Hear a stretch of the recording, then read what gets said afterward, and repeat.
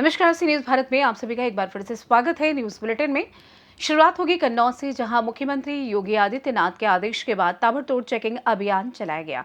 और साथ ही बात होगी सिद्धार्थनगर की, जहां डुमरियागंज सपा विधायक सैयदा खातून की गाड़ी का बाइक से जोरदार भिड़ंत हो गई। ऐसी तमाम खबरों पर करेंगे विस्तार से चर्चा। आगरमालवा जिले के सुसनेर में आज सोमवार को कांग्रेस कार्यकर्ताओं ने सौरभ शर्मा की जमानत का विरोध किया। उज्जैन झालावाड़ राष्ट्रीय राजमार्ग पर स्थित डाक बंगला तिराहे पर विरोध प्रदर्शन करते हुए प्रदेश सरकार के खिलाफ नारेबाजी की। यहां पर पुलिस ने सीएम को पुतले पर पानी डालकर बुझाने का प्रयास भी किया, पर पुलिस के बुझाने से पहले ही पुतला पूरा जल चुका था। इस अवसर पर जिलाध्यक्ष बंशीलाल पाटीदार, वरिष्ठ कांग्रेस नेता विष्णु प्रसाद पाटीदार, पूर्व शहर कांग्रेस अध्यक्ष आशिक हुसैन बोहरा, ब्लॉक महामंत्री दीपक राठौड़, निक्कू लाला, गोविंद चंदेल, वारिस मंसूरी सहित कांग्रेस कार्यकर्ता मौजूद रहे।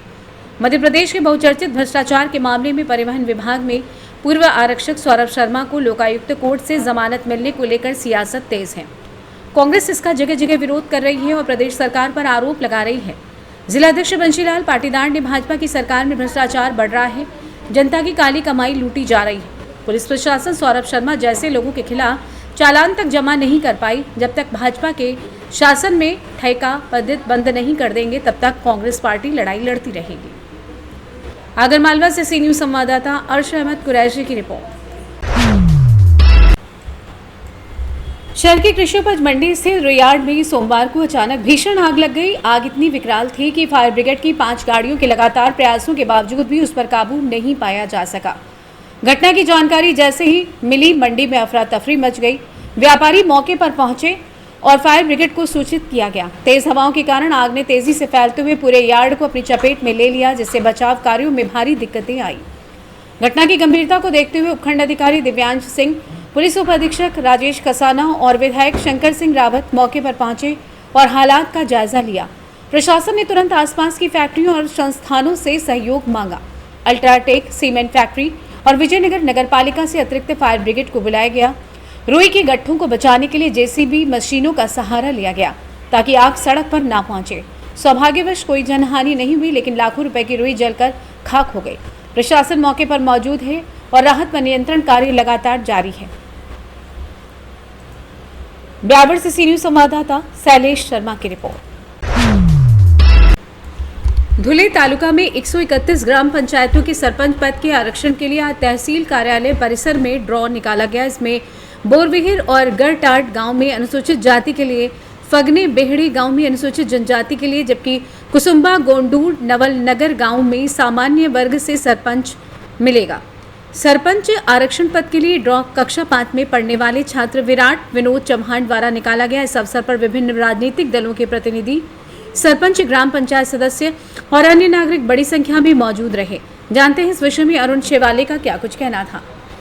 आज धुळे तालुक्यातील एकूण 131 ग्रामपंचायतीसाठी येणाऱ्या ज्या निवडणुका आहेत त्या निवडणुकांसाठी सरपंच पदाच्या आरक्षणाची सोडत आपण तहसील कार्यालय धुळे ग्रामीण इथे आयोजित केलेली होती। या 131 पैकी ज्या 24 ग्रामपंचायती होत्या त्यांचे इलेक्शन हे सन 2024 मध्ये आयोजित होते, परंतु काही कारणास्तव तिथे इलेक्शन झालेले नाही।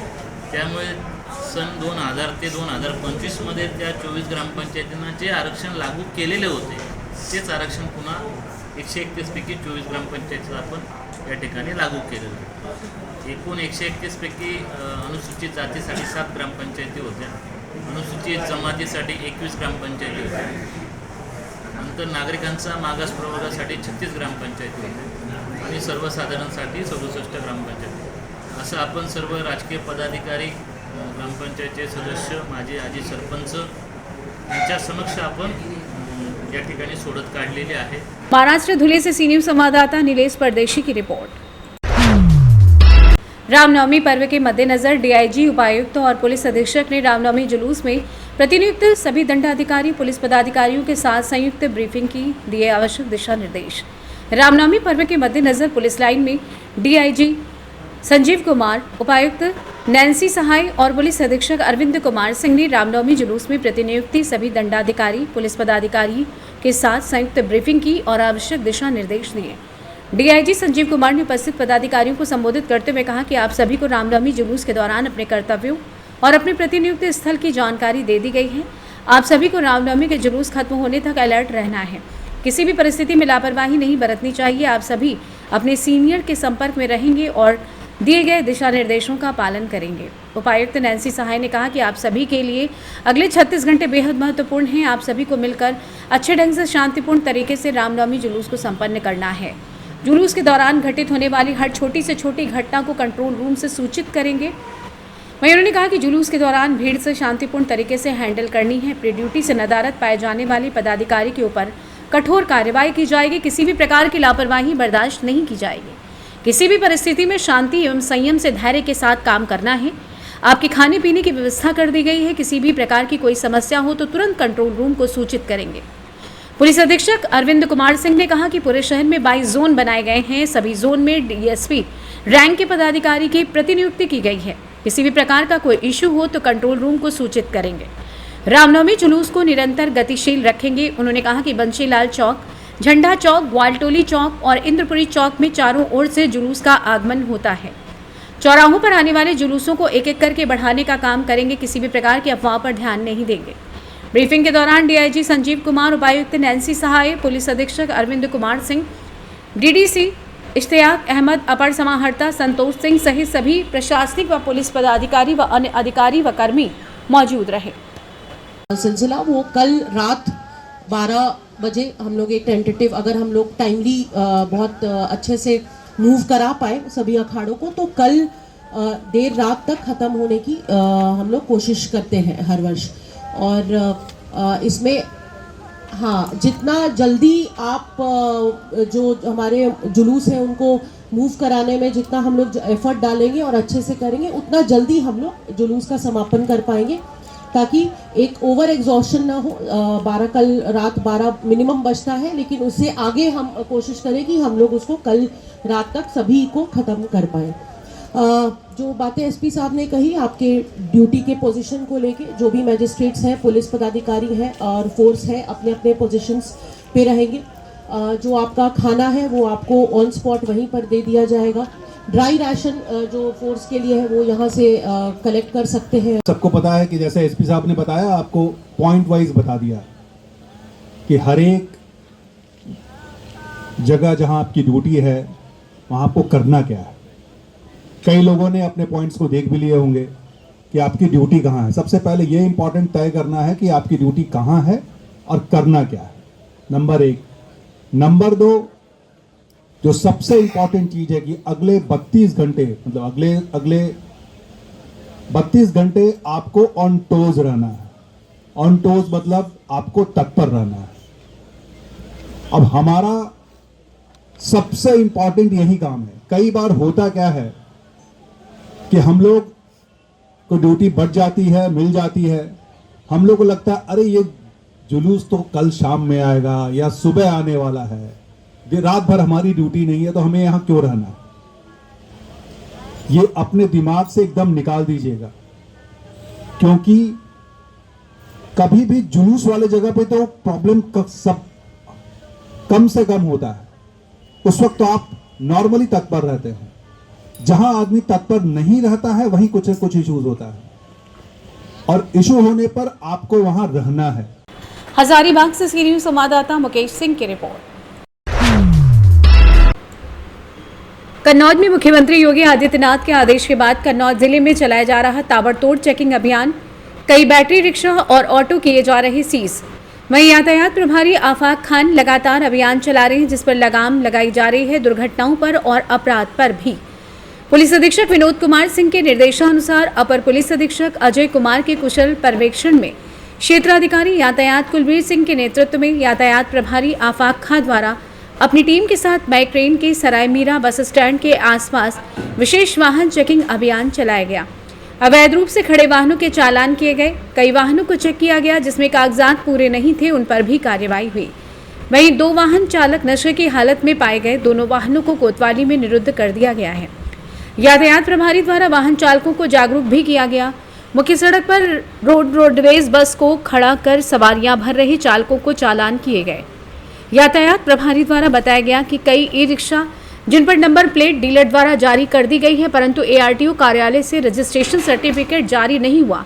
ऐसे वाहन सीज किए जा रहे हैं और यातायात प्रभारी द्वारा अपील भी की गई है कि जिन ई रिक्शा चालकों के पास गाड़ी का रजिस्ट्रेशन नहीं है या ड्राइविंग लाइसेंस नहीं है, वो ई रिक्शा न चलाएं। ये खतरनाक भी है और अपराध भी है। ऐसे ई रिक्शा चालकों के विरुद्ध कार्रवाई की जा रही है। आज के अभियान में 41 वाहनों के चालान किए गए और 2 वाहन ड्रंकन ड्राइविंग के कारण कोतवाली में सीज कर दिए गए हैं। इस मौके पर मुख्य आरक्षी विजय बाबू, मुख्य आरक्षी मनोज कुमार बघेल, मुख्य आरक्षी राजेश कुमार यादव एवं आरक्षी दीपक यादव व नीरेश कुमार मौजूद रहे। कन्नौज से सी न्यूज संवाददाता सीबू सैनी की रिपोर्ट।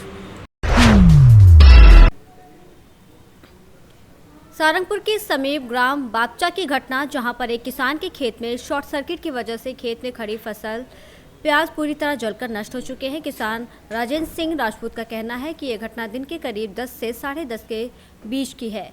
हमारे घर से दोपहर में खेत पर यह घटना हमने देखी। करीब 1 से 1.5 बीघे की प्याज पूरी तरह जलकर नष्ट हो गई है। वहीं मौके पर ग्रामीण और ग्राम पंचायत सरपंच शिव नारायण परिहार ने पहुंचकर पटवारी को फोन लगाकर पूरी घटना के बारे में बताया। राजेंद्र सिंह, पिता उदय सिंह, तो निवासी बापचा। क्या घटना घटी सर? ये शॉर्ट सर्किट हुआ डीपी से। अच्छा, कितने बजे के लगभग हुआ है? करीबन 10 बजे की बात होगा करीबन। हम तो 12 बजे करीब आए यहाँ। अच्छा, तो क्या नुकसान हुआ आपका? ये प्याज जल गए सभी, देखो प्याज जल गए। तो आपको कब मालूम पड़ा इसके बारे में? ये करीबन आए हम 12:30-1 बजे करीब। जब सा- देखा 12:30 1:30 बजे। तो अभी तक शासन प्रशासन के जैसे पटवारी वगैरह कुछ यहाँ पे फोन मिला है, अभी फोन अटेंड नहीं कर पाए वो। अच्छा, अटेंड नहीं कर पाए। तो 10:30 साढ़े 10 बजे की घटना है। हाँ, 10 बजे हुआ। वो बता रहे आसपास वाले के जब धुआं निकल रहा था। अच्छा, आपका आने के बाद मालूम पड़ा क्या? वो तो 1 बजे हमने देखा, जब जाके मालूम हुआ यहाँ पे। जी जी। 12:30 1 बजे करीब। तो क्या कहना चाहते शासन प्रशासन से? क्या देखते हैं, गुहार इसकी लगा? भरपाई करे, बहुत मेहनत करी थी अच्छा जी। अच्छा, कितने क्या बीघा के थे? 100 बीघे के थे 100 बीघे के। जी। अच्छा, पूरे जलकर खाक हो गए? पूरे जलकर खाक हो गए। देखो ना आप, कैमरा से ऑन कैमरा है।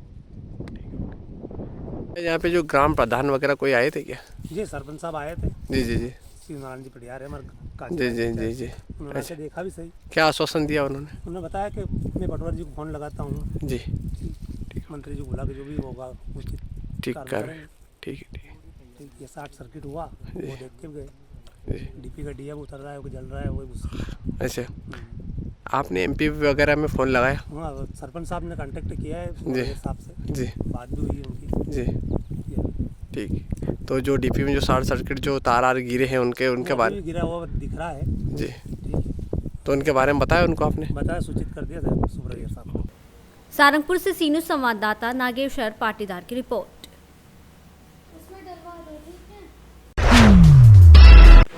खबर मध्य प्रदेश के रीवा जिले के जवा जनपद क्षेत्र से है, जहां भाजपा युवा नेता शिवशंकर तिवारी के द्वारा संकल्प लिया गया कि वो आजीवन समय तक बसों और ट्रेनों में यात्रा कर रही उन माताओं को जब तक सीट नहीं रहेगी खुद सीट पर यात्रा के दौरान नहीं बैठूंगा, क्योंकि उस माँ व बहन के दिल में एक कल्पना होती है, काश मेरा बेटा भाई होता तो मुझे सीट पर बैठाता या खुद का वाहन होता तो मुझे कष्ट नहीं होता। ऐसी कल्पनाओं में डूबी हुई उन माताओं बहनों के सपनों को साकार करते हुए उनके पुत्र व भाई की भांति सीट प्रदान कर उनकी मदद करें। साथ ही उन्होंने कहा कि मेरा विशेष रूप से स्वस्थ युवा साथियों के लिए संदेश है, यदि हम स्वस्थ हैं तो हमें भरपूर प्रयास करना चाहिए, हम माताओं बहनों को सीट प्रदान कर उनकी मदद कर सकें।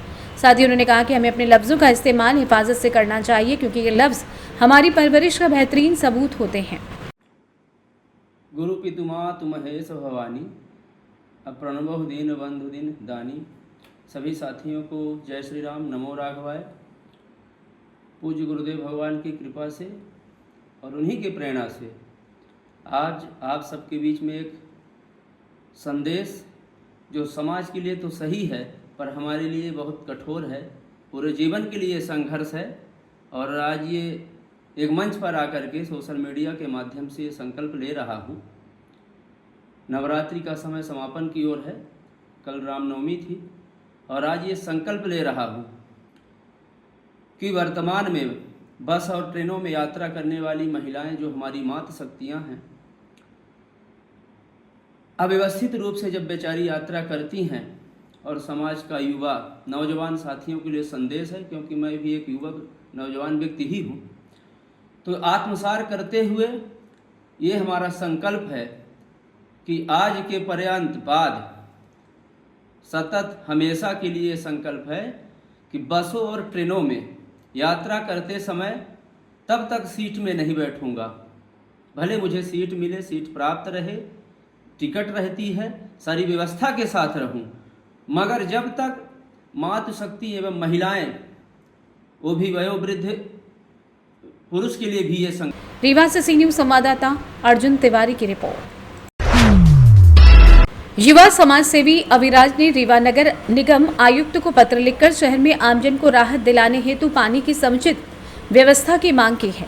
पत्र में कहा गया है कि आगामी दिनों में भीषण गर्मी का संकट आने वाला है। ऐसे में अभी से ही शहरवासियों के लिए पानी का संकट गहराता जा रहा है। शहर के कई क्षेत्र ऐसे हैं जहां पानी की पाइपलाइन तो नहीं है, साथ ही उस क्षेत्र के आसपास के हैंडपंप भी चालू हालत में नहीं है, जहां सुधार की अत्यंत आवश्यकता है।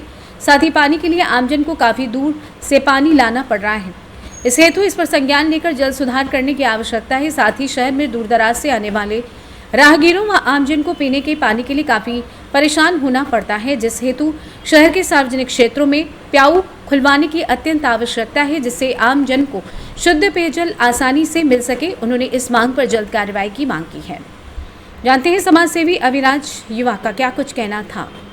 देखिए, आज हमने एक गंभीर विषय जो कि आने वाले समय में और भयावह हो जाएगा। आने वाले समय में नगर निगम सीमा क्षेत्र में कई ऐसे वार्ड है जहां पानी की बड़ी विकराल समस्या है, बड़ा हाहाकार मचा हुआ है। आगामी समय में जो कि गर्मी का एक संकट बड़ी तगड़े से मंडराएगा हर व्यक्ति के, लेकिन मुझे लगता है कि अभी से ही जो पानी की समस्या हो चुकी है उस पर प्रशासन को ध्यान देने की आवश्यकता है। मैंने शहर के कई ऐसे वार्डों के कई ऐसे क्षेत्रों का जिक्र करते हुए उसमें ये बताया कि जहां पाइपलाइन नहीं है, पानी की पाइपलाइन नहीं है, वहां कई ऐसे हैंडपंप हैं जो चालू हालत में नहीं है। पाइपलाइन ना हो, फिर हैंडपंप चालू हालत में ना हो, तो व्यक्ति को पानी कैसे मिले? बड़ा परेशान है वो वहाँ के क्षेत्र का, वहाँ का वासी। तो उस पर अत्यंत सुधार की आवश्यकता है और जल्दी, क्योंकि अभी तो ठीक है, अभी गर्मी चरम सीमा पे आने में कुछ दिन बाकी है, लेकिन जब पानी नहीं मिल पाएगा, जब गर्मी एक विकराल रूप ले लेगी, तब व्यक्ति बड़ा परेशान होगा। तो इसकी मांग को लेकर मैंने कमिश्नर साहब से मांग की है। और दूसरा मैंने ये मांग की है कि शहर के सार्वजनिक स्थलों पर जहाँ प्याऊ की अत्यंत आवश्यकता है, सार्वजनिक प्याऊ की, राहगीर जो दूर दराज से लोग आते हैं वो पानी के लिए काफी परेशान होते हैं। तो नगर निगम द्वारा पहले सार्वजनिक प्याऊ की व्यवस्था की जाती थी। इस वर्ष अभी देखने को शायद नहीं मिली है, जो मेरे ऐसे जो जानकारी मिलती है लोगों के बीच से। तो मैंने ये मांग की है कि सार्वजनिक स्थलों पे प्याऊ खोले जाए, जिससे आमजन को, लोगों को शुद्ध पेयजल की व्यवस्था हो सके। क्या नगर निगम के द्वारा पहले कभी ऐसी प्याऊ व्यवस्था कराई जाती थी? से पहले कई ऐसी प्याऊ की व्यवस्था की जाती थी और अभी तो जानकारी में ऐसे आया नहीं है। अच्छा, जिन क्षेत्रों का आपने भ्रमण किया, कौन कौन से वार्ड है जहाँ पानी की समस्या हुई है? वार्ड नंबर 4 है। मैंने अभी आपको रानी तालाब के कई ऐसे क्षेत्र बताए, बिशिया के कई ऐसे क्षेत्र बताया, तोपखाने के पास एक हमारा साथी, हमारा मित्र है, वो बताया कि भैया रोड से 400-500 मीटर 400-500 फीट दूर में वो पतली पाइपलाइन लेके गए हैं, वहाँ पानी की व्यवस्था नहीं है, बड़ा परेशान हो रहे हैं। हम जो व्यक्ति गरीब व्यक्ति है तो उसको बड़ी समस्या झेलनी पड़ रही है। रीवा से सी न्यूज संवाददाता अर्जुन तिवारी की रिपोर्ट। डुमरियागंज सपा विधायक सैयदा खातून की गाड़ी का बाइक से हुई जोरदार भिड़ंत, बाइक सवार 2 लोगों को आई गंभीर चोटें। विधायक की गाड़ी के पीछे चल रहे सपा कार्यकर्ताओं ने अपने वाहन से दोनों घायलों को उपचार के लिए लेकर पहुंचे जिला संयुक्त चिकित्सालय। दोनों घायलों का जिला संयुक्त चिकित्सालय में इलाज चल रहा है। बता दें कि खतरे से बाहर बताए जा रहे हैं। डुमरियागंज से जिला मुख्यालय पार्टी कार्यालय पर बैठक में शामिल होने फॉर्च्यूनर गाड़ी से जा रही थी विधायक सैयदा खातून। एक्सीडेंट के दौरान गाड़ी के सभी एयरबैग खुलने से विधायक सुरक्षित हैं। जोगिया कोतवाली क्षेत्र के मसीना मस्जिद के पास ये घटना हुई। जानते हैं डॉक्टर संयुक्त चिकित्सालय नौशाद आलम का क्या कुछ कहना था। यहाँ पे जो 2 पेशेंट आए हैं एक्सीडेंट के, एक अफजल है और दूसरे शेर अली हैं। अफजल जो मरीज़ है उनको हिप में पेन है वहाँ पे, और कई मेजर इंजरी नहीं है, लेकिन हम एक्सरे करवाएंगे। सिद्धार्थनगर से सी न्यूज संवाददाता धर्मेंद्र कुमार की रिपोर्ट। फिलहाल के लिए इस खास बुलेटिन में बस इतना ही। देश दुनिया की तमाम बड़ी खबरों को जानने के लिए जुड़े रहिए सी न्यूज भारत के साथ। हर खबर आपके साथ, आपके हाथ।